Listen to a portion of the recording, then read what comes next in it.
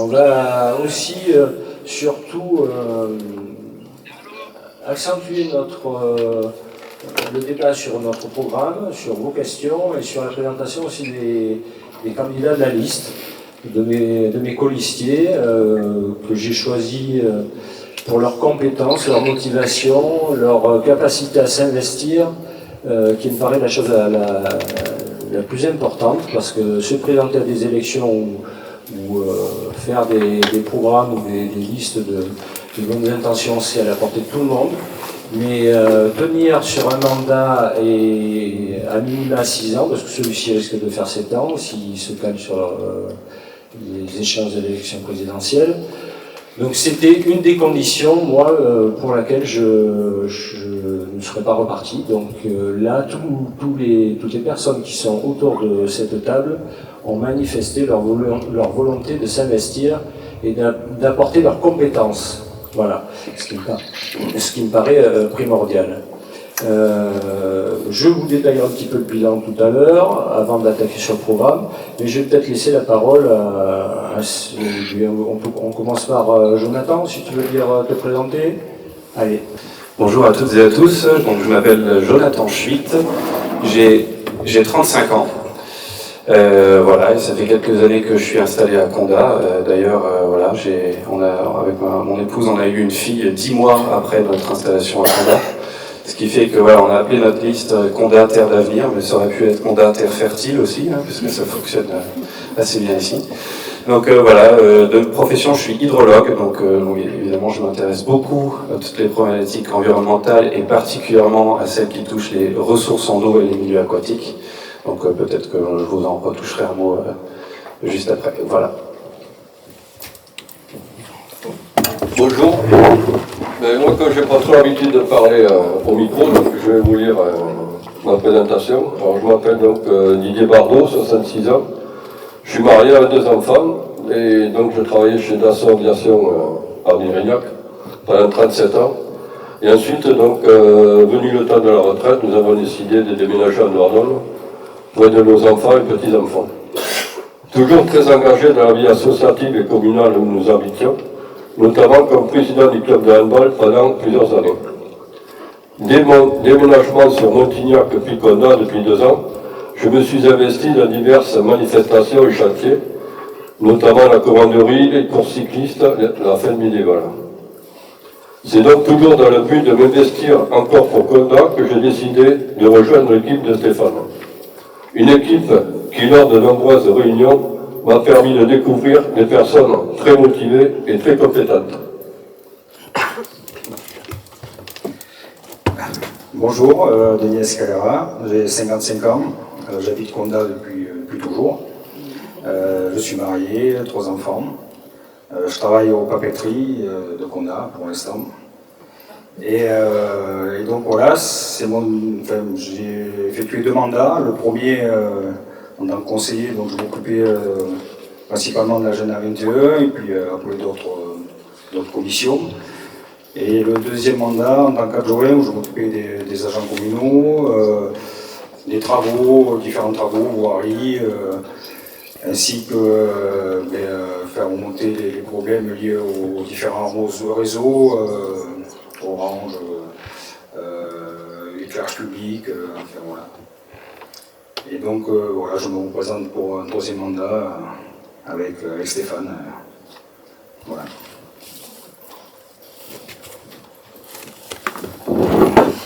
Bonsoir à tous, moi c'est Marion Faure, j'ai 36 ans, j'habite à Condat depuis 8 ans, je suis mariée avec un condatois, natif d'ici. En termes de compétences, j'ai un master en management de la qualité, de la sécurité de l'environnement. J'ai travaillé plusieurs années en industrie agroalimentaire.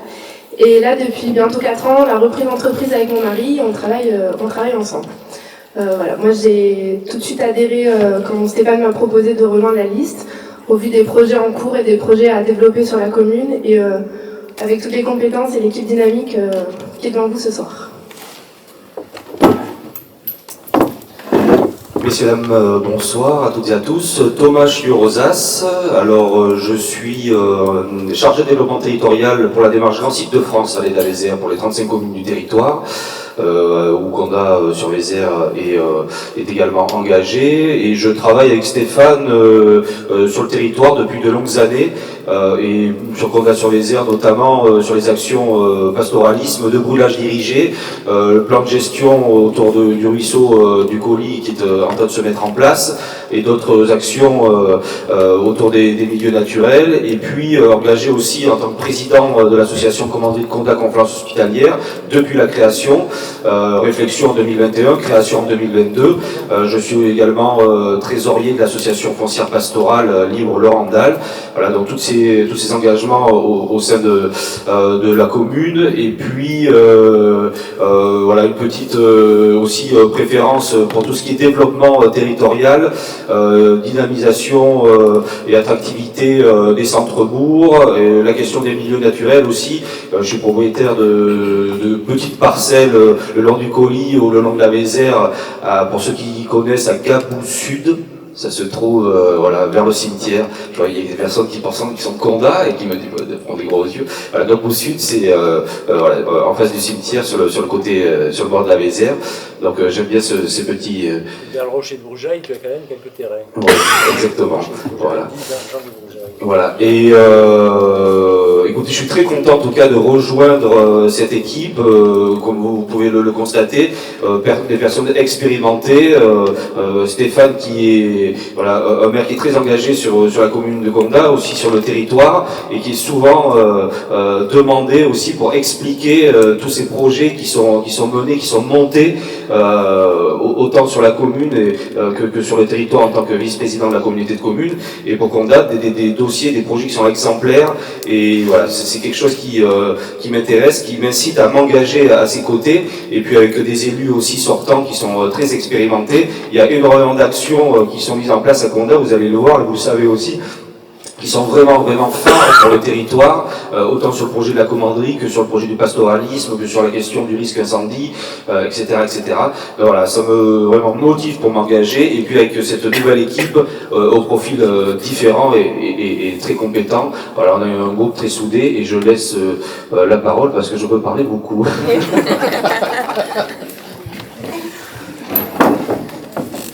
Bonsoir à toutes et à tous. En premier lieu, je tenais à vous remercier d'être présents ce soir, et aussi de m'excuser parce que c'est ma première prise de parole en public. Voilà, je vis à Condat depuis 39 ans, car je suis mariée à un condatois, et nous avons élevé 2 enfants.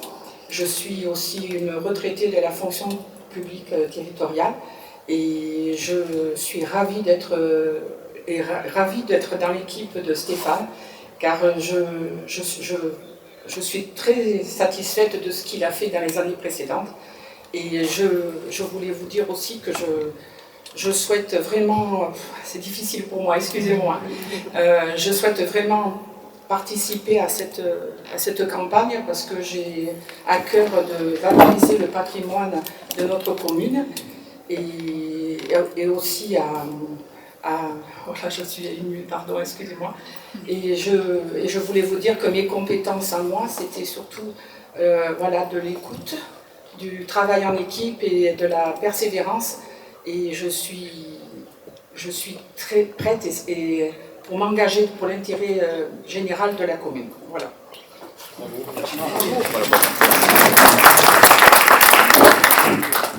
Bonsoir à toutes et tous. Alors, moi j'ai un profil un peu particulier par rapport à tous mes colistiers. Je suis originaire du Loiret et néo-condatoise depuis quelques mois. Je suis arrivée pour construire un projet d'accueil avec mon conjoint. Bon, c'était qui correspondait exactement à ce que nous cherchions, étant donné que les enfants sont grands, partis du nid, et que ça nous a donné l'occasion de nous installer là où nous le souhaitions. Je suis donc originaire du Loiret, je suis professeure des écoles et en reconversion, donc c'est ma dernière année scolaire. Et à partir de cet été, on pourra se consacrer à notre projet qui me laissera beaucoup de temps disponible sur place. Et donc pouvoir mettre aussi à profit mon expérience d'élu que j'ai pu avoir dans mon ancien village, et pour lequel j'ai fait un mandat de 2014 à 2020 qui m'a beaucoup appris et passionné pour traiter des sujets qui ne nous intéressent pas mais qu'on est obligé de traiter et qui nous permet de nous ouvrir à tout un tas de choses très intéressantes. Je suis aussi surtout très motivée et enthousiaste de participer avec cette équipe au projet qu'on élabore ensemble dans un esprit formidable, très bienveillant et de grande écoute que Stéphane a pu construire, enfin en tout cas a pu nous engager pour cette aventure. Effectivement, le plus dur reste à faire sur le terrain, mais nous sommes prêts.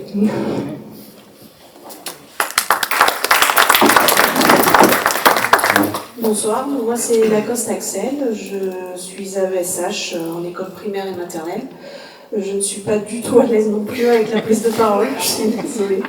Mais par contre, je suis très contente et heureuse d'être là parmi vous et je pense que ce que l'équipe de Stéphane a proposé, pour moi, ça me convient très bien. Voilà.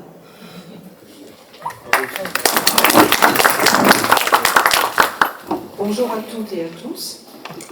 Valérie ne rigole pas. Donc, je suis Sylvie Haï. Donc, certaines personnes ici me connaissent parce que j'ai travaillé pendant 18 ans à la mairie de Condat-sur-Vézère. J'ai apprécié de travailler donc, à l'intérieur avec les personnels. Maintenant, je me mets de l'autre côté de la barrière. Et j'espère qu'on va faire de belles choses tous ensemble, travailler ensemble.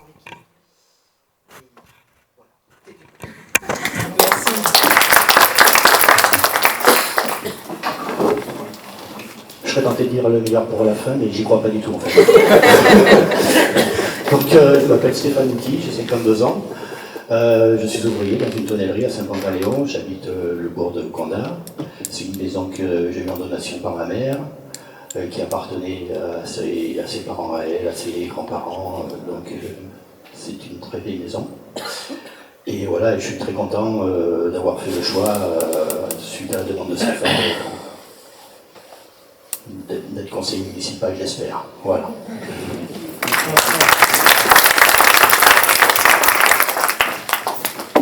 Vous pouvez les féliciter parce que certaines ne veulent pas prendre la parole. Je tiens à excuser également donc, Catherine Lamour qui était là samedi dernier mais qui a un petit souci de santé. Il y a des virus qui tournent, voilà. Marie-Christine Barrault qui travaille ce soir, et oui, il y a des actifs, auxiliaire de puériculture, donc qui est absente. On a également Sylvain, notre data scientist, celui qui nous a créé le site internet. Je ne sais pas si vous avez eu le temps d'aller le consulter. Un très beau site, très complet, avec beaucoup de données, qu'on ne pourra pas détailler tout ce soir, sinon on y passerait la nuit. Il nous manque également Patrick Gagnepin, qui est absent pour l'instant, et je crois que j'ai fait le tour de tous les absents. Voilà. Avant de démarrer, je voulais peut-être rectifier des informations qui, voilà, faute de déclaration publique, on a toujours l'occasion de raconter un petit peu ce qui n'est pas la réalité. Je vais commencer par la CFE, mais j'avais déjà commencé hier soir en conseil communautaire. La CFE qui a fait beaucoup parler, donc contribution foncière des entreprises, qui a été régularisée suite, j'en avais parlé au vœu, qui a été la mise en place suite à la réforme de la taxe professionnelle. Il y a une petite remise aux normes des bases forfaitaires. C'est-à-dire que vous aviez des structures qui n'avaient pas vraiment de charges, mais qui généraient de très gros chiffres d'affaires et qui payaient un forfait très bas. C'est-à-dire des chiffres d'affaires de 300 000 à 400 000 euros et avec des taxes des CFE de 200 euros. Donc la communauté de communes a décidé de rééchelonner ce montant de CFE, des fois de 3, 4, 500 voire 1000 euros, ramener à des chiffres d'affaires de 200 à 500 000 euros, on va dire que c'est quand même négligeable. Et il avait été même raconté que c'était la commune qui avait voté ce taux, alors que c'est la compétence de la communauté de communes, premièrement. Deuxièmement, les travaux de la commanderie avancent, ils ne sont pas stoppés. Certes, il a été trouvé des ossements lors de fouilles, quand on a passé les réseaux de renforcement de réseau Enedis, Ça a duré la matinée, il y a un archéologue de la région qui est venu, qui a constaté, qui a fait des préconisations et les travaux sont achevés. Aujourd'hui, c'est même goudronné, tout est refermé comme si rien ne s'était passé et vous avez des réseaux qui vont permettre de supprimer toutes les baisses de tension qu'il y avait dans le bourg et un renforcement du transformateur. Le site internet, je vous en ai parlé tout à l'heure, et puis là, il y aura 2 ou 3 petites choses que je vous donnerai tout à l'heure en fin de réunion. Sur le bilan, il a été distribué en cours de semaine, il y a encore peut-être des secteurs qui n'ont pas été distribués. C'est en cours, l'objectif c'était de finir la distribution là aujourd'hui ou demain au plus tard. La profession de foi arrivera en fin de semaine également. Et il est probable qu'on propose de nouvelles réunions publiques. Vu la fréquentation qu'il y a, c'est bien qu'il y ait une demande, donc on va sûrement en refaire. Et je renouvelle ma proposition de faire un débat contradictoire avec la liste opposée. J'ai toujours pas de réponse, ça fait 3 mois que je pose la question, j'ai toujours pas de réponse à ce jour, donc je renouvelle l'appel ce soir. Donc vous parliez tout à l'heure du travail qui a été fait, que j'ai fait. Alors je ne l'ai pas fait tout seul d'abord, je l'ai fait avec des équipes, 2 équipes successives. J'ai aussi hérité d'une situation d'un collègue, du prédécesseur, Jean de Maison, et l'objectif a toujours été de gérer la commune avec rigueur. Ce qui nous a permis, sans problème, de procéder à cette acquisition et de pouvoir emprunter. Alors ça, certains l'omettent. Je les inviterai à revoir un petit peu les délibérations ou revoir les condatos et ils verront que cette gestion rigoureuse a permis, pour une commune comme la nôtre, d'avoir un projet aussi ambitieux. Et d'avoir un projet ambitieux qui a aussi des perspectives qui sont plutôt favorables et qui ont été largement accompagnées par les services de l'État et, comme je l'ai dit l'autre jour, qui étaient prêts à être accompagnés par 4 grosses banques sur l'emprunt qui a été réalisé, ce qui veut dire que le projet avait quand même été épluché. Je veux dire qu'on avait monté des dossiers parce qu'il faut, quand on emprunte des sommes comme on a emprunté, il faut quand même justifier des retombées économiques qui sont envisagées. D'ailleurs, qui était là aussi dans l'ancien conseil. Et il peut témoigner, puisqu'il s'occupait du budget à l'époque, premier adjoint. N'hésitez pas à m'arrêter si je dis des bêtises. De toute façon, vous avez toujours su qu'en conseil municipal, tout le monde a le droit de s'exprimer, et au contraire, les débats contradictoires sont les bienvenus, mais ça reste toujours dans un esprit familial et constructif. Ça aussi, ça à préciser. Et là, j'ai aucun doute non plus, parce que ça fait quand même 2 mois qu'on travaille. Je veux dire que tous les colistiers qui sont ici sont déjà bien... ils ont su se saisir des dossiers et ils savent à peu près tous ce qu'ils vont faire et les engagements qui seront nécessaires pour aller et porter des projets innovants pour la commune de Condat. Donc je vous balaye rapidement le bilan. De nombreuses acquisitions donc stratégiques, c'était la stratégie de faire des réserves foncières. On ne peut pas faire de projet si on n'a pas de réserve foncière.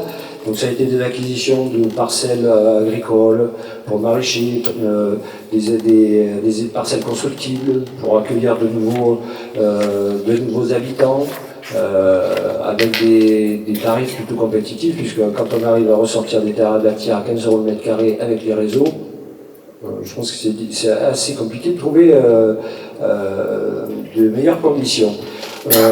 On a aussi ce projet de logement intergénérationnel. Ça, je l'avais expliqué dans le cadre du projet de lotissement qu'on avait également mis en place. Le logement collectif, c'était pareil, c'était une préemption de la commune dans le cadre d'un projet de lotissement collectif pour venir appuyer les effectifs des écoles. Puisque c'est un sujet, ça, la baisse des effectifs dans les écoles, on l'a abordé hier soir en communauté de communes. Malheureusement, notre département a vieillissement de la population, baisse de la natalité, ce qui fait que les 800 élèves en moins par an, chaque année, un de ces jours, il y aura bien des fermetures de classes. Il y en a déjà sur les communes voisines. D'où la nécessité de défendre et de promouvoir l'attractivité de notre commune et d'y mettre les moyens. Parce qu'on peut dire, on veut la rendre attractive, mais si vous n'avez pas de sites pour accueillir de nouveaux couples ou avec des enfants, vous n'avez pas dynamisé grand-chose.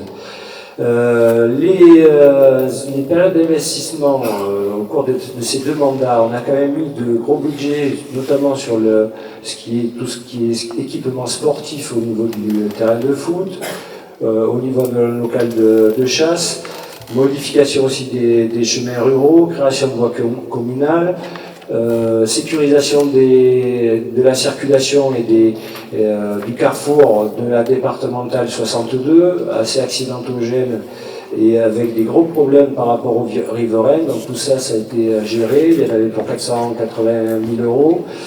Là aussi, la commune avait su aller chercher des budgets et des subventions pour mener à bien ces projets. Là où ça a été un peu moins bon, le résultat, c'est le projet photovoltaïque qu'on avait lancé il y a 6 ans, qui s'est terminé avec un avis négatif de la MRAE, Mission régionale de l'agriculture et de l'environnement, je crois que c'est comme ça. Là, c'est aussi une maladresse, puisque certaines structures consultatives qui sont dans cette mission avaient émis un avis négatif, mais c'était trompé de site et n'était jamais venu même sur le site. Alors quand j'ai eu la décision, j'ai convoqué tout le monde, chambre d'agriculture, la préfète, le SEN, j'en passe et des meilleurs, pour venir voir sur le site et pour qu'ils me disent « Ah oui, effectivement, c'est la première fois qu'on met les pieds sur le site ». Donc, autant vous dire que j'aurais raconté le reste. Du coup, on repart sur un nouveau projet. Dans le cadre, on le met à jour par rapport à la loi APR qui est venue un petit peu amender ces projets photovoltaïques et qui rajoute un volet agricole obligatoire. Alors, nous, on l'avait déjà, on ne l'avait pas mis en valeur, donc là, on ne fait que remettre en valeur. On sous-dimensionne le projet. Pourquoi? Parce qu'en 6-7 ans, la rentabilité des panneaux photovoltaïques a doublé, mais presque, ce qui nous permet d'avoir la même rentabilité, puisque l'objectif c'était de générer de l'IFER, qui est une taxe sur les réseaux électriques et les ondes, qui nous permettait d'obtenir des recettes, et on est aux alentours de 40 à 50 000 euros de recettes fiscales sur un projet comme celui-ci. Il y avait la question aussi sur ces mandats, c'était les agendas 21, agenda 2030, où là, à travers les chantiers participatifs, et j'en vois dans la salle qui ont largement participé à ces chantiers, qui ont permis de valoriser le bourg, de faire des travaux bénévoles.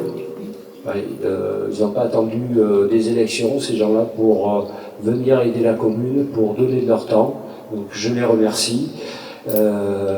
Sachez qu'on va redémarrer ces opérations, l'équipe réfléchit déjà sur d'autres opérations, on ne s'entendra pas qu'au bourg, parce que c'était un petit peu le reproche, mais on avait on va dire un coup à mettre pour le rendre présentable aussi pour nos porteurs, pour nos financeurs.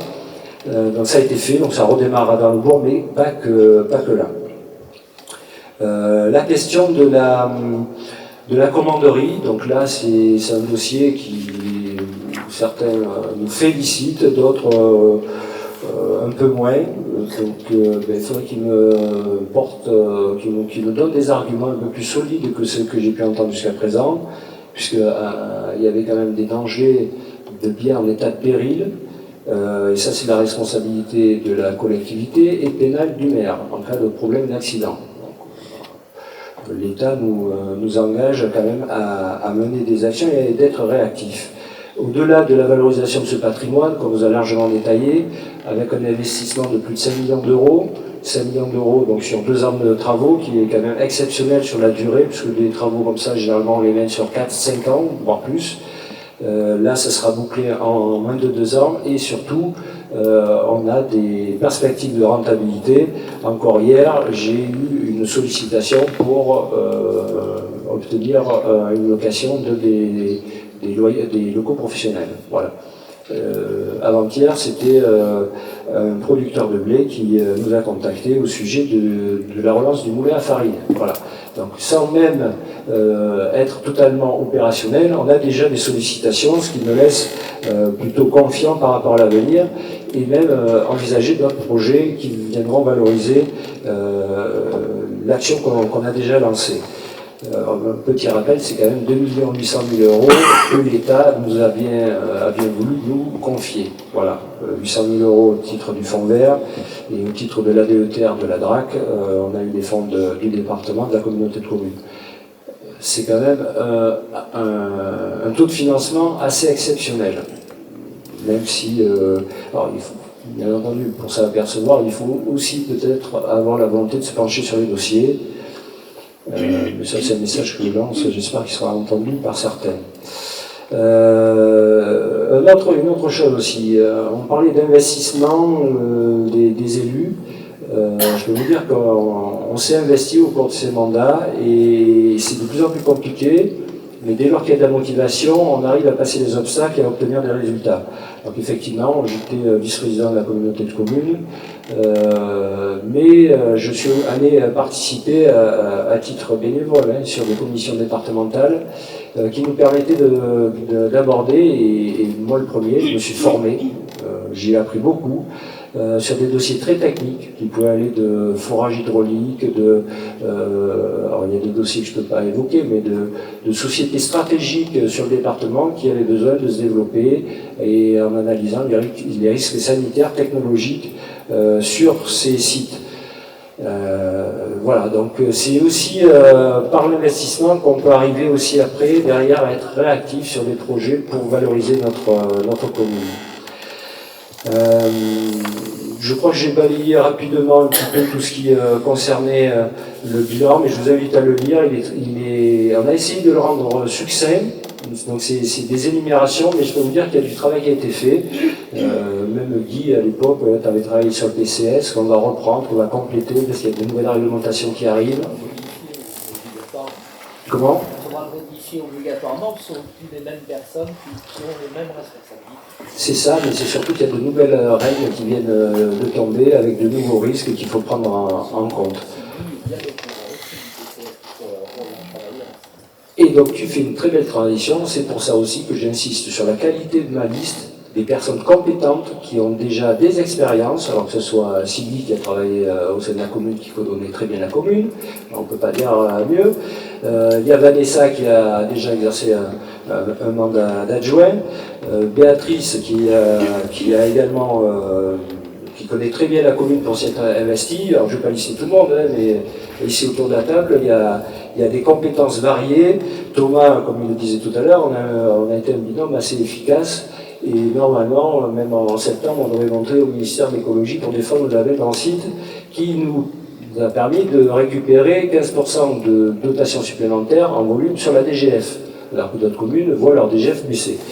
Voilà, donc c'est des points de détail, c'est beaucoup de sujets qu'on pourrait balayer mais qui doivent être rappelés, parce que tout ça, c'est pas tombé du ciel. Voilà. Voilà pour le bilan. Alors, est-ce qu'il y en a qui veulent démarrer ou sur des sujets autour de... Si peut-être Thomas, je vais commencer sur la question de la valorisation du site de la commanderie et du potentiel économique et de retombées économiques qu'on a déjà un peu évalué, où on va probablement couvrir à minima les 2/3 de l'échéance d'emprunt, si c'est pas plus. Et notamment sur l'institut de formation que tu as eu la chance de ramener sur le site de Condat-sur-Vézère. Oui, effectivement, merci Stéphane. Comme je le disais tout à l'heure, ce projet il est pris très souvent en exemple par d'autres territoires et Stéphane est appelé à le présenter aux autres maires ou présidents des communautés de communes dans le cas du pays Périgord Noir. Et dans ce cadre-là, effectivement, nous avons eu l'opportunité d'avoir la transmission de l'Institut du patrimoine en Périgord, qui est un organisme de formation qui a été créé par Patrick Palem, qui est l'ancien directeur de cette entreprise remarquable qui est la Socra, qui restaure des œuvres d'art au niveau international, notamment au niveau national, les apôtres de Notre-Dame de Paris, notamment, qui avaient été déposés juste avant l'incendie, heureusement, et qui ont pu être réinstallés par la suite. Voilà, donc c'est ce lien que l'on a pu avoir et construire maintenant notamment pour Condat-sur-Vézère, avec cet institut qui vient s'installer sur le site de la commanderie et qui nous permettra de mettre en place, et d'ailleurs qui nous permet déjà, parce que nous on a travaillé sur le sujet, de mettre en place des formations autour des savoir-faire, des métiers de la préservation et de la restauration du patrimoine. Ça va des métiers d'art, sur la peinture, la ferronnerie d'art, la patine de bronze, voilà, ces métiers-là, le travail de la pierre, le travail de la terre, tous les métiers qui touchent à la question, au domaine du patrimoine. Donc on aura une première formation qui sera mise en place courant du mois, mais ensuite, dès que les locaux seront restaurés et disponibles au sein de la commanderie, nous pourrons, au-delà de mettre comme le disait Stéphane tout à l'heure, des locaux à disposition à la location pour l'installation de commerces de proximité qui pourront participer à l'attractivité du site, voilà, la location pour des artisans, et mettre en place des formations pour les professionnels et des formations tout public. J'aime bien répéter ce que nous dit Patrick Palem, qui nous a accompagnés à travers la Fondation du patrimoine aussi, parce qu'on a été premier prix départemental, vous avez vu ça dans les dernières informations, passer avec cette dotation de 300 000 euros pour la Fondation du patrimoine, le prix Stéphane Bern, la mission Stéphane Bern, et la collecte qui est toujours en cours pour la commune. Et Patrick Palem, il nous dit souvent, il dit c'est très bien de restaurer un patrimoine qui est en place, qui est là depuis le XIIe ou XIIIe siècle. Donc c'est vraiment aussi quelque chose que l'on fait pour les générations futures. On est très contents et très motivés de participer à ce projet, mais quand on voit la durée de ce patrimoine-là, c'est aussi pour les générations futures. Et Patrick Palem, il nous dit souvent, mais c'est très bien de restaurer ce patrimoine-là, mais encore faut-il qu'il soit vivant derrière, qu'il y ait un vrai projet pour les habitants, et c'est le cas. Ce projet que l'on travaille depuis maintenant plusieurs années avec Stéphane, l'équipe municipale qui est encore en place, c'est un projet pour les habitants, c'est un projet pour les visiteurs aussi, mais c'est avant tout pour les habitants. Quand des personnes de Condat viennent nous voir pour me dire moi j'ai cette histoire-là avec la commanderie, moi j'y ai travaillé, moi j'ai mes parents qui ont ce lien-là avec la commanderie, moi j'y vais me balader autour, etc. Dans le cadre des travaux, ce n'est plus possible, mais il y a ce lien-là qui est très important, que l'on souhaite conserver et que l'on souhaite développer d'ailleurs. Donc ça sera vraiment un site qui sera ouvert à tous, et là où on va développer différents projets au niveau de son attractivité pour la commune de Condat, commerce de proximité, et puis pour les visiteurs, sur l'histoire aussi de la commanderie, l'histoire du village, l'histoire médiévale du village, cet ordre quand même qui était assez reconnu à une certaine période de l'histoire internationale, parce qu'il y a ce lien aussi avec l'Orient. Voilà, c'est quelque chose qu'il faut réexpliquer. Et c'était quand même la maison mère de l'ordre des hospitaliers en Périgord. Donc, il y avait tout ce lien-là qu'on a rayonné sur l'ensemble de la vallée de la Vézère.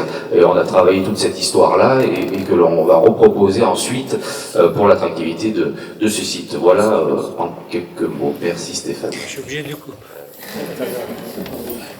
Je suis obligé de lui couper la parole parce qu'il est intarissable, et si je lui demande de développer, je vous dis on est là encore à minuit. Je vais vous balayer vite fait quand même les éléments du programme que vous verrez. Concernant la commanderie, il y aura de la location aussi bien à titre privé, c'est-à-dire les fêtes de famille, si vous voulez privatiser le site pour des cousinades, des choses comme ça sera possible. L'objectif, c'est de louer et de générer des recettes. Là aussi, on table sur 15 à 20 000 euros de recettes par an au titre des différentes locations. On a même la semaine prochaine, on reçoit le conseil d'administration du Pays du Périgord Noir à Condat, et on finira à la commanderie.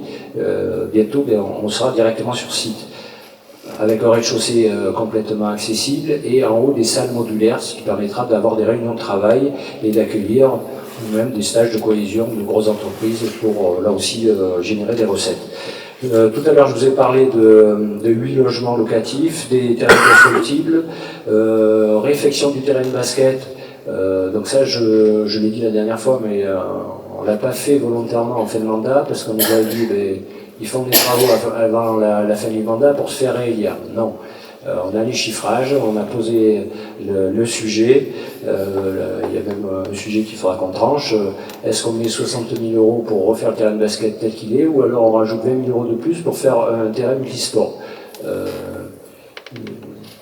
Je vois qu'il y a des téléphones qui marchent, qui transmettent un peu les informations, c'est une bonne chose.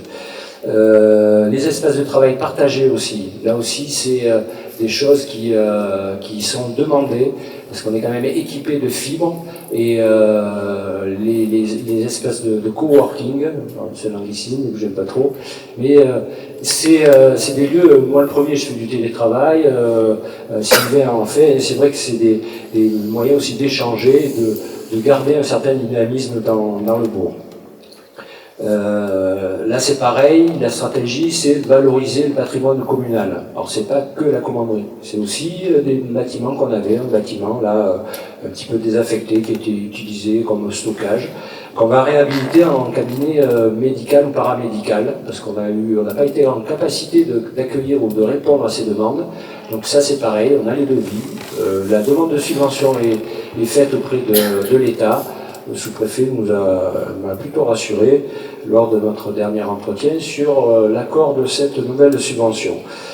L'assistance numérique, les échanges de services, des soutiens aux plus vulnérables, ça c'est pareil, c'est fait, on le fait, mais on le réécrit quand même. Et là-dessus, on reste discret, parce qu'elle n'a pas vocation à devenir public. Les voies piétonnes, là c'est pareil, on va travailler sur des voies piétonnes, mais là pour faire des voies piétonnes, c'est un peu ce que je disais tout à l'heure en début de réunion. Il faut avoir une maîtrise foncière. Donc on a procédé, notamment dans la plaine, à plus d'une vingtaine d'acquisitions, parcelle par parcelle, pour pouvoir générer, ou pour pouvoir aménager des cheminements doux entre le bourg et la Mâchonie. Ça ne se fait pas tout seul. Après il y a un projet d'hydrologie, et ça on va en parler avec Jonathan qui est le spécialiste, donc j'aime bien m'entourer de gens compétents, et surtout je les laisse parler quand ils sont plus compétents que moi. Voilà. Et ça c'est aussi une leçon à retenir. Les futures générations, c'est aussi ça qui est important.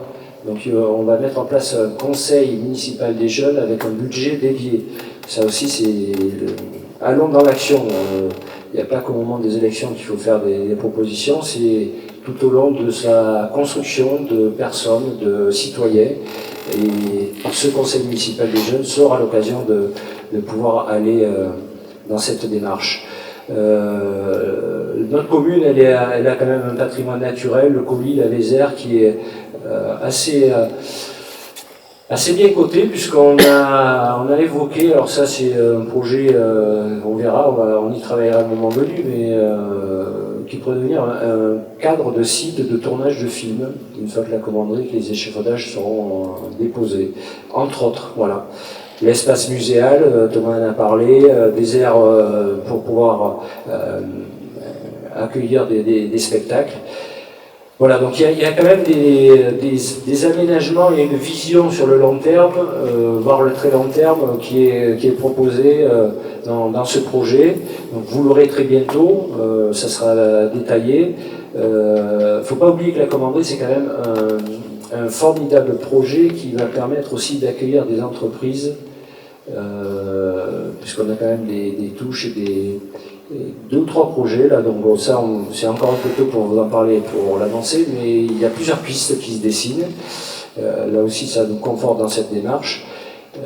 Et dans ce site qui je trouve merveilleux, moi, qui est à la fois le Colis, la confluence avec le Colis, qui fait l'histoire de Condat, qui est même le toponyme de Condat,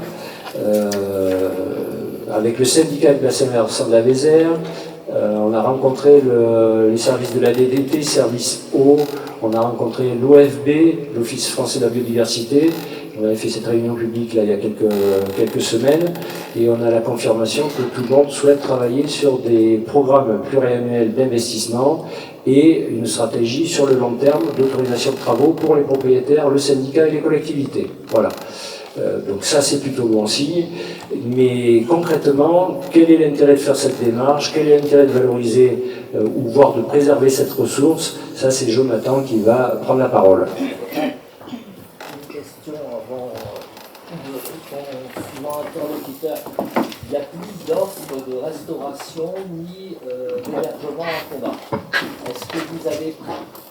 Est-ce que vous avez prévu quelque chose à ce sujet, par exemple faire un restaurant à l'intérieur de la commanderie, puisque si les gens viennent, il ne faut pas qu'ils aillent manger ou à Terrasson ou à Sarlat, il vaut mieux les garder chez soi. En plus, ça peut être une valeur ajoutée pour la commune et pour la commanderie. Tout à fait. Alors, on n'a pas vocation à aller sur tous les domaines économiques, mais c'est quelque chose qu'on a bien pris en compte. Je l'ai dit le samedi dernier, un acquéreur potentiel du château de la Fleury m'a dit « Nous, on veut bien acheter ici, s'occuper de la restauration, valoriser le site, mais il faut qu'on fasse un partenariat avec la commune pour avoir aussi l'outil, les espaces que vous êtes capable de proposer et que nous, on n'aura pas. » Première chose. Deuxième chose, c'est l'hôtellerie de la commanderie. Là, malheureusement, on n'a aucune prise sur la stratégie de développement de cet établissement. Mon grand regret, c'est que ça ne soit pas plus dynamisé. À quatre reprises, en 2025, j'ai reçu la préfète, la sous-préfète, le sous-préfet de Montron en charge des énergies renouvelables, le sous-préfet de Sarlat. On a été obligé de venir manger dans la salle des fêtes parce que je ne voulais pas les amener sur notre commune. Bon, on a profité pour mettre en valeur une production d'agneau pastoral de la commune avec un cuisinier de la commune. Donc on a réussi à se débrouiller en local. Mais ce n'est pas une solution sur le long terme. Et je suis d'accord avec toi, Guy, que ça c'est un sujet qu'il faudra qu'on développe. Alors, dans la commanderie, il y a un espace traiteur qui sera disponible. Donc pour les repas occasionnels, c'est bien. Mais après, la question de restaurant saisonnier, ça peut être évoqué. Mais avant tout, je préférerais qu'on travaille avec des accords commerciaux. On a le bar qui aujourd'hui nous dépanne pas mal. Quand avec Thomas, on travaille des fois toute la matinée, à midi et demi, une heure, on n'a pas fini. On passe en face, on se prend une pizza, on mange sur place et on repart directement travailler. Donc, pour l'instant, il y a cette petite offre qui est là, mais mon grand regret, c'est que ça n'aille pas plus loin. Voilà. Mais quant à l'hébergement, sur le site de la commanderie, puisqu'on a parlé tout à l'heure des formations, on va accueillir des jeunes, des moins jeunes, qui vont venir de toute la France, se former sur des métiers très spécifiques. Il y aura la capacité de les loger sur le site de la commanderie. Même dans le cadre de mariage, quand vous avez de la famille qui vient de loin, vous aurez la possibilité de louer également ces logements qui sont sur le site de la commanderie. Il y a également un autre sujet, si vous voulez, on va tout développer, hein, mais on a quand même 2 véloroutes voies vertes, la Flo Vélo et la Bézère à vélo. C'est 17 000 visiteurs, 17 000 vélos qui passent devant la commanderie. Là aussi, on peut envisager la question de la location saisonnière ou sur ces trajets d'itinérance douce à vélo. Donc voilà, on a le potentiel, là-dessus, on va être en capacité de répondre à des offres qu'on n'était pas en capacité d'honorer jusqu'à présent. Voilà, avec plaisir. Alors évidemment, on parlait de beaucoup de choses, et entre autres du patrimoine architectural et historique avec la commanderie. Et évidemment, voilà, tout le monde sait aussi qu'on a un magnifique patrimoine naturel et hydrologique, notamment avec les 2 cours d'eau, la Vézère et le Colis, qui est un coup de cœur, je pense, pour tout le monde, parce que c'est un cours d'eau très atypique, hein, avec ses concrétions calcaires qui se forment très à l'aval, et qui offre en fait une multitude d'habitats écologiques, un foisonnement d'habitats qui font qu'entre autres, pour ces raisons, c'est un cours d'eau en très bon état, écologique et chimique, voire en très bon état sur certains critères. Il y a moins de 45% des cours d'eau en France qui sont dans cet état. Ça veut dire que voilà, ça fait plus de 55% qui sont en mauvais état. Donc on est quand même dans un environnement où on a de la chance, mais il ne faut pas se reposer sur nos lauriers. Parce qu'il y a évidemment des menaces qui quand même arrivent, notamment le réchauffement climatique. Et donc voilà, le rôle d'un élu local, en fait, c'est aussi d'anticiper ces choses-là. Il faut les avoir en tête. Et nous, on a vraiment envie de travailler sur ces thématiques, de continuer à travailler sur ces thématiques. On part pas du tout de zéro. Les équipes précédentes ont déjà beaucoup œuvré. Donc l'essentiel, c'est d'arriver assez rapidement sur des programmes d'action pour renaturer ou aider le colis à encaisser ces chocs climatiques, mais aussi de prévenir les inondations, hein, donc avec la gestion des embâcles, mais aussi de ces concrétions hein, qui grossissent voilà, d'année en année et qui peuvent poser problème voilà, pour le risque d'inondation au niveau du bourg. Et donc ça, on a envie de le faire de manière concertée. Le rôle d'un élu local, et il a justement ce rôle privilégié, central, de dialoguer avec toutes les parties prenantes d'un territoire. Hein. Ça peut être les associations, les fédérations de pêche, ça peut être les agriculteurs, ça peut être l'ensemble des services de l'État, des syndicats rizières. Donc il a ce rôle d'animation. Et donc il faut un portage politique local fort. Et ça, c'est vraiment quelque chose qu'on a envie de défendre. Donc c'est en concertation qu'on définira un programme d'action pour préserver la ressource en eau, mais il y a aussi d'autres choses qu'on a envie de mettre en place dès que possible, donc se reposer sur les solutions fondées sur la nature, donc les solutions qui marchent, c'est en se posant sur le vivant, en faisant levier grâce aux solutions naturelles, telles que par exemple la renaturation de zones humides. Et puis on a envie que, par exemple, ce cours d'eau, il soit aussi un objet de sensibilisation, de vulgarisation, que ce soit pour les plus petits ou pour les grands. Donc on a une école et ça pourrait être on pense que ce cours d'eau peut être davantage valorisé en termes de sensibilisation, de pédagogie autour de la ressource en eau et du patrimoine hydraulique aussi, et notamment avec toutes les infrastructures qu'on vous a présentées qui permettront de s'appuyer là-dessus. Donc ça, c'est vraiment des choses qu'on porte. Je ne vais pas m'étendre dans les détails là-dessus. Je serais ravi de répondre à vos questions, que ce soit en plénière ou pendant les discussions qu'on aura après. Alors, en parallèle de ce que disait Stéphane tout à l'heure autour du développement de la commanderie, il faut quand même souligner que déjà, depuis le lancement des travaux, il y a quand même énormément de personnes du territoire qui travaillent déjà sur ce site. Il y a des entreprises locales qui ont répondu au marché et qui travaillent déjà sur la restauration de ce patrimoine, et ça c'est très important, c'est-à-dire qu'une commune qui s'engage dans un projet aussi important, il n'y en a pas deux d'ailleurs hein, sur le territoire comme ça, qui aujourd'hui lance un projet d'une telle ampleur qui est justement reconnu par les services de l'État dans ce projet économique et de viabilité qui touche le culturel, qui touche le social, qui touche les visiteurs, le tourisme, qui touche l'artisanat, cette articulation de thématiques qui ont pu faire qu'à chaque fois les dossiers qui ont été montés par l'équipe municipale et par Stéphane ont pu aller chercher différents dossiers en fait, différents dossiers pour telle ou telle thématique. C'est la force de ce projet, c'est d'avoir réussi à articuler voilà, toutes ces thématiques autour de ce patrimoine-là. Et aujourd'hui, c'est vrai qu'il faut le souligner quand même, il y a toutes ces entreprises du territoire qui travaillent avec des personnes qui sont qui viennent se faire vivre aussi Condat ou le commerce de proximité. Donc tout ceci voilà, est gagnant-gagnant. Je voulais rajouter aussi sur la question du moulin. Là, on est aussi un petit peu poussé, en fait, même si on avait mis des échéances très rapprochées aux entreprises qui le tiennent bien jusqu'à présent.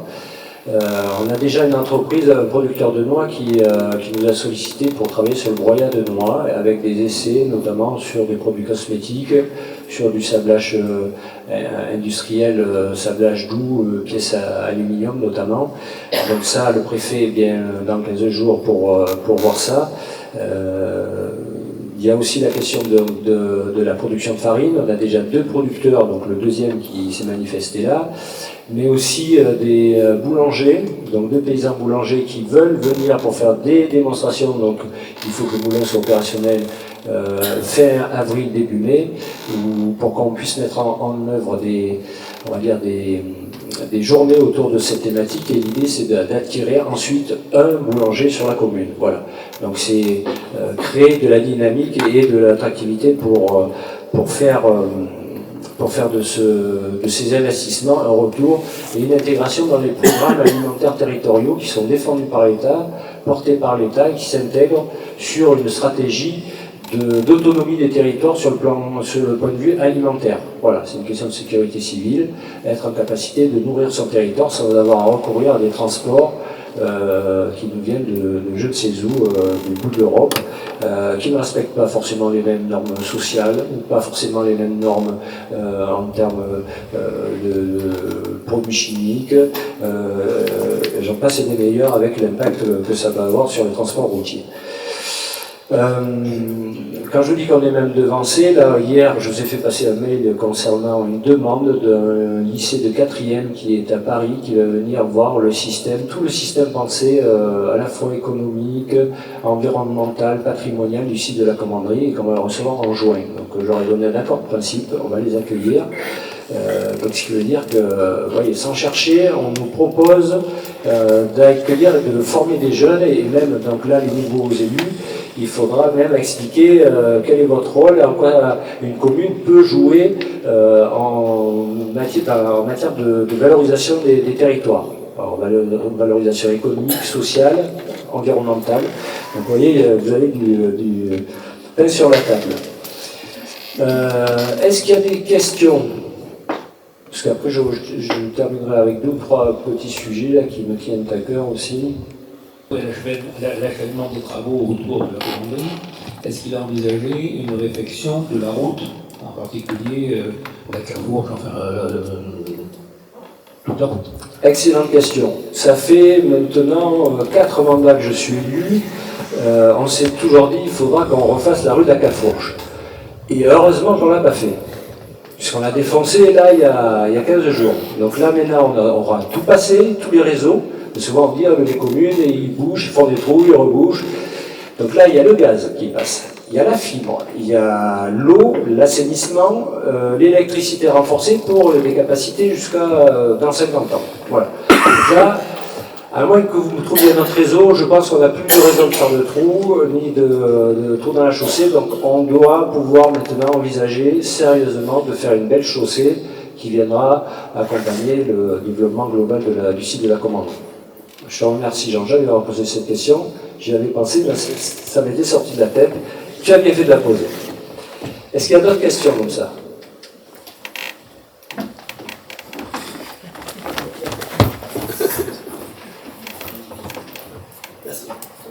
Oui, j'en reviens aussi un peu à ce qu'a dit le monsieur.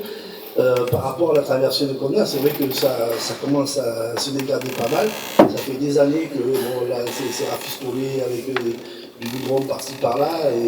Et quand on passe en voiture, ça va, mais quand on passe en vélo, tout ça, c'est une galère. C'est le même sujet.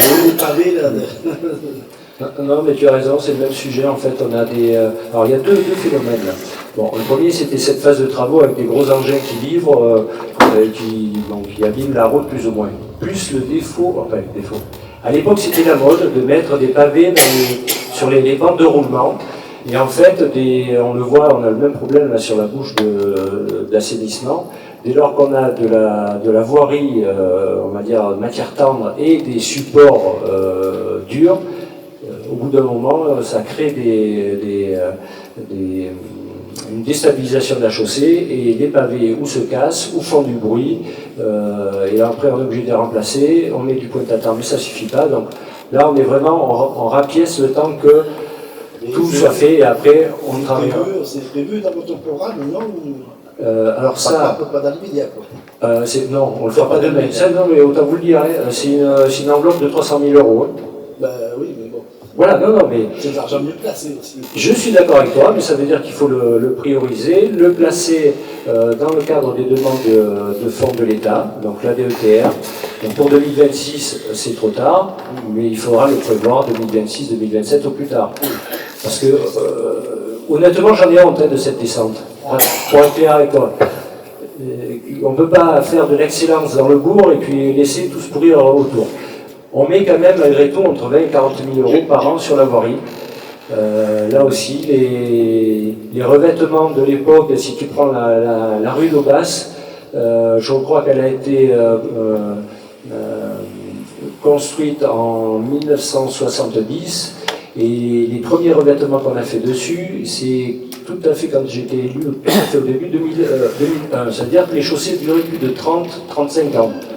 Aujourd'hui, quand vous faites une chaussée qui dure 10 ans, c'est le maximum. Donc c'est les dosages des produits qui ne sont pas les mêmes. Et à chaque fois, la collectivité est obligée de remettre la main à la poche. Mais ça fait partie des choses qui seront traitées dans le mandat. On ne peut pas faire autrement. Si on veut accueillir de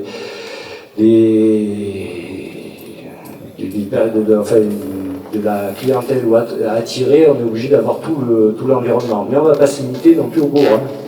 Parce que toi, tu me parles du bourg parce que tu y passes.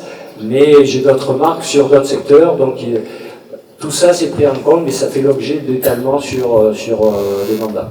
Voilà. Principalement, je dis, les gens ils passent dans le bourg, après c'est sûr qu'autour, mais ça presse moins à mon avis que dans le bourg, par lui-même. Dans le bourg, je pense que tu as. Je parle du bourg, c'est du départ jusqu'au puits, quoi. Oui, tu as un tiers de la population de Condat. Tu en as les 2 tiers qui ne passent jamais parce qu'ils sont à la Machauny, à la Valade ou Brudaïs. Voilà, oui, les autres.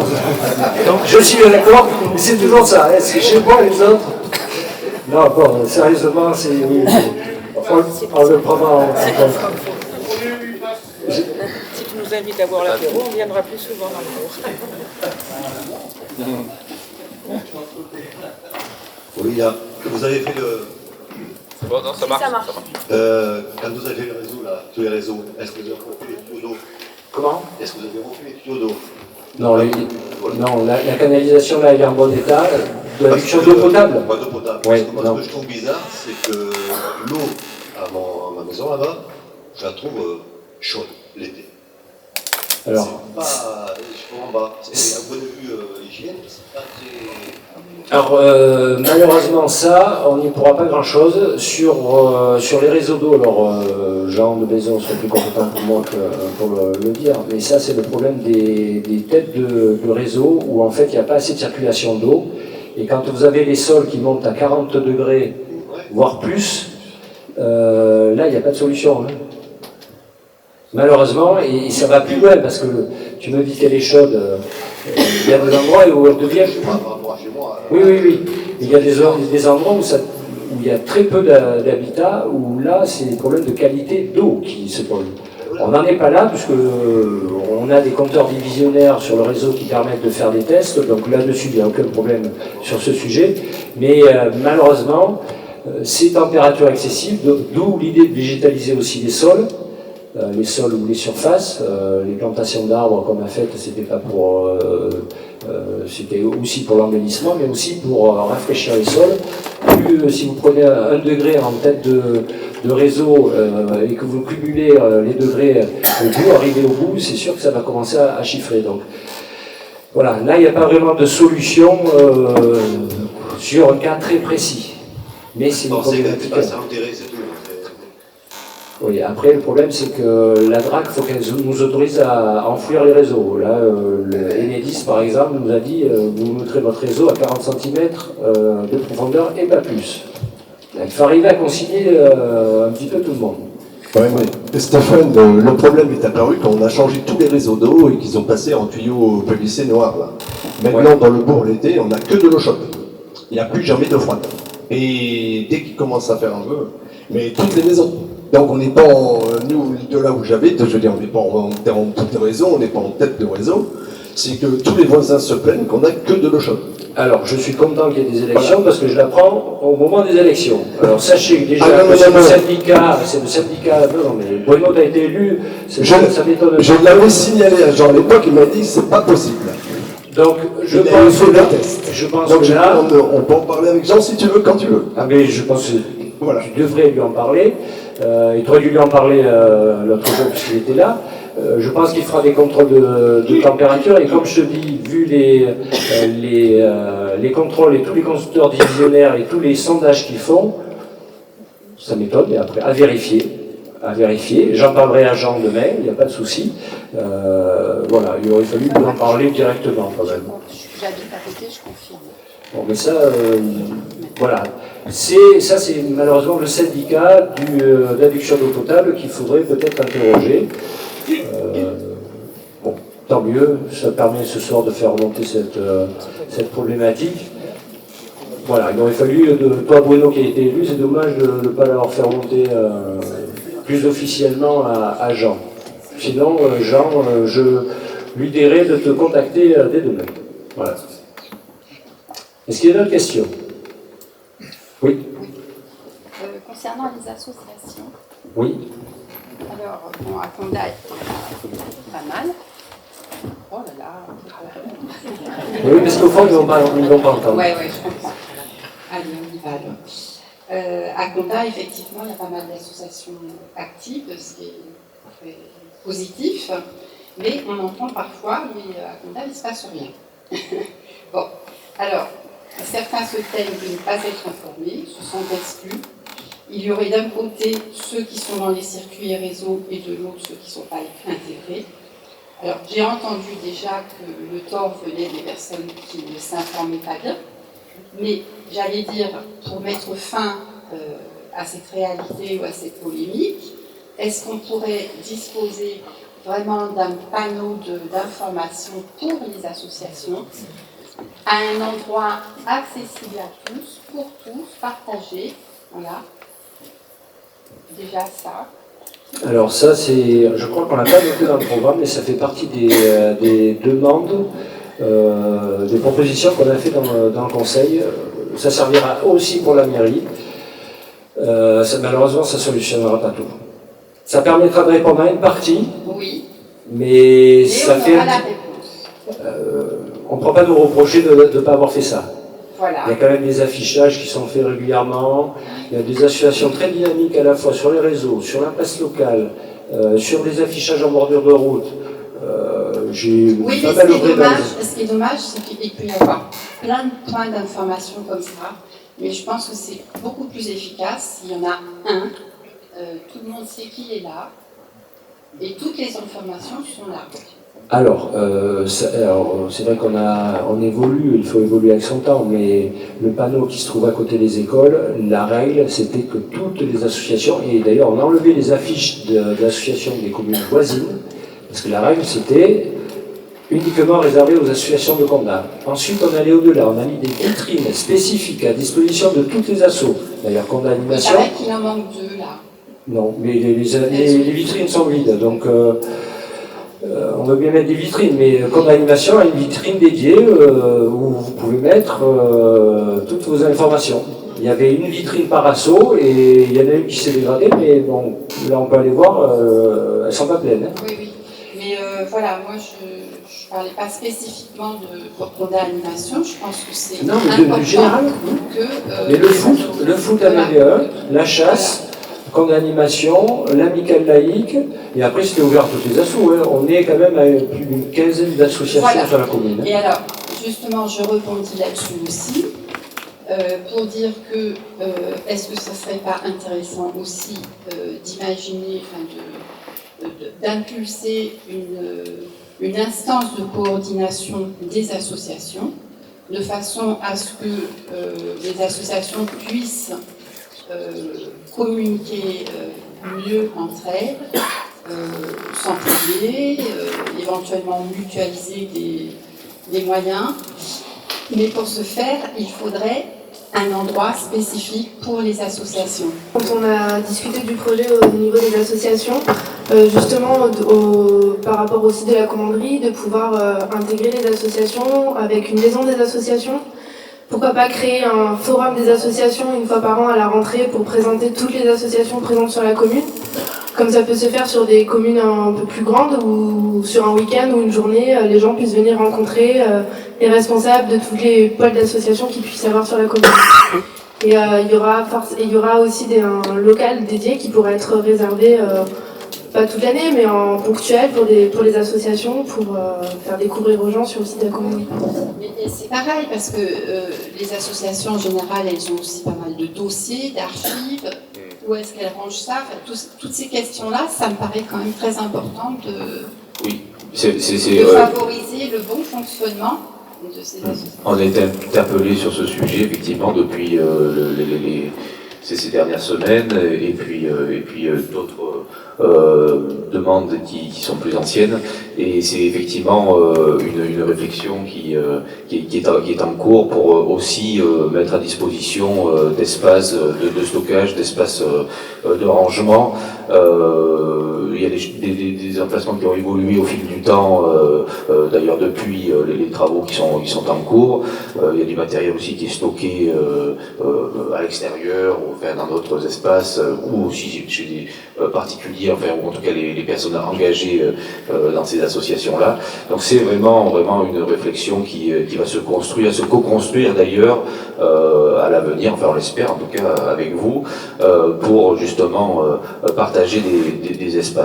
Et je rebondis aussi sur la question du panneau, parce qu'on en parlait pas plus tard que tout à l'heure avec Arlette également, et on réfléchissait aussi éventuellement à un meilleur emplacement peut-être au niveau de la place, peut-être contre la salle des fêtes, peut-être vraiment identifier aussi un espace pour qu'il y ait cet affichage dédié aussi pour les associations.